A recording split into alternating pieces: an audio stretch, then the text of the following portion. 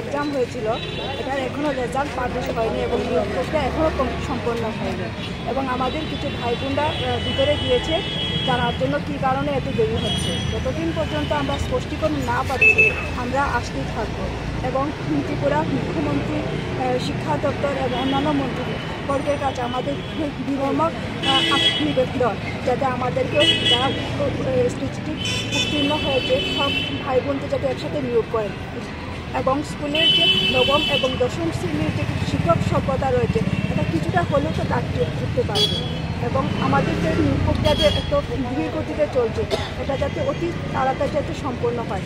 সামনে একটা ইলেকশন আছে, ইলেকশনের আগে যাতে তাড়াতাড়ি সম্পন্ন হয় এই আশা নিয়ে আমরা এসেছি। আপনারা আমরা যতটুকু জানি আপনাদের কেসটা কোর্টে রয়েছে, মাননীয় মুখ্যমন্ত্রীও সেদিন বলেছে, তো আসলে কি কোর্টে রয়েছে কেসটা না এখন আর কোর্টে নেই? আপনারা কি বলছেন? সুপ্রিম কোর্টের যে ওয়েবসাইটে যাওয়ার পর দেখি যে এখানে কোনো কিছুই নেই, আমরা পাই না। তো উনি কী কারণে বললেন এটা আমরা এখনো বুঝতে পারছি। সে বিষয় নিয়ে কি আপনারা আবার পুনরায় দ্বারস্থ হবেন মাননীয় মুখ্যমন্ত্রী? যতক্ষণ না পর্যন্ত হচ্ছে ততক্ষণ আমরা দ্বারস্থ হবই। আপনারা কিছুদিন বাদে বাদে আপনারা আন্দোলন কর্মসূচি নিচ্ছেন, এতে কী মনে করেন আপনি এইভাবে কি আপনার শুরু হতে পারে? এটা প্রথমত হলো দাদা, এটা কোনো আন্দোলন নয়, আমরা এখানে সবাই রিকোয়েস্ট করতে এসেছি, আপনারা দেখতেই পাচ্ছেন এবং লেখাই আছে এখানে আমরা উল্টো রিকোয়েস্ট করতে এসেছি। আর কী হবে তো আমরা জানি না, এটা সব কিছু শিক্ষামন্ত্রী আমাদের সিএম স্যারের উপরে সব কিছু নির্ভর করছে। উনি যা ভাববেন আমাদের জন্য ভালোই ভাববেন, ওই আশা নিয়ে আমরা বারবার আসছি। এখন পর্যন্ত কতবার এলেন আপনারা রিকোয়েস্ট করতে? 17 মাস তো হলো, 17 মাসে প্রায় 20 বারের উপর তো হবেই, 20-30 বার তো হবেই আমরা এসেছি পদে নিয়োগ করে। তো আমরা এইটাই আশা রাখছি, আমরা দেখছি সরকার বিগত সময়ে ওয়ান টাইপ ছিল টেটে, আবার 3100 টেট পাস যারা করেছিল তাদেরকে একসাথে নিয়োগ করেছিল, তাদের দ্বারা সম্ভব। তো আমরাও আশাবাদী আছি যে সরকার হয়তো মিরাকেল কিছু করবে, যে নবম দশম শ্রেণী নিয়োগে যে ঘাটতিটা রয়েছে, শিক্ষক সম্পদে যে ঘাটতিটা রয়েছে সেটা অন্যের সাথে তারা পূরণ করবে এবং শিক্ষক সম্পদের নিরসনে তারা গুরুত্বপূর্ণ ভূমিকা পালন করবে। মাস ক্যান্ডিডেট, আমি আজকে অনেক দূর থেকে এসেছি আর আমরা এখানে যারা যারা এসটিজিটি পাস করেছে মোটামুটি সকলেই এখানে উপস্থিত হয়েছেন। আমরা আজকে আসার উদ্দেশ্য হচ্ছে আমরা যে এসটিজিটি পরীক্ষা দিয়েছি প্রায় 2 বছর হতে চলেছে, এখনও আমাদের এসটিজিটি নিয়ে কোনো সুরাহা হয়নি। তো সেই বিষয়ে আমরা একটা পুষ্টিকরণ পাওয়ার জন্য আমরা আজকে এখানে মিলিত হয়েছি।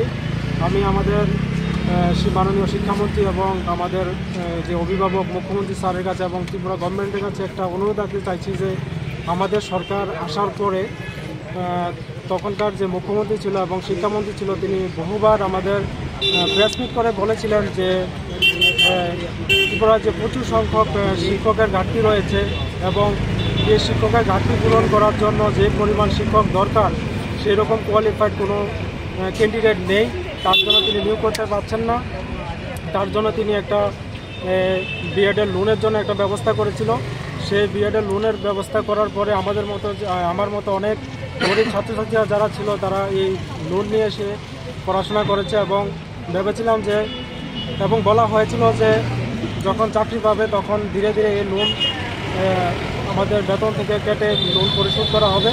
কিন্তু এখন আমাদের এই লোনের জন্য প্রচুর পরিমাণে ব্যাংক থেকে প্রেশার দিচ্ছে, বারবার নোটিশের পর নোটিশ দিচ্ছে।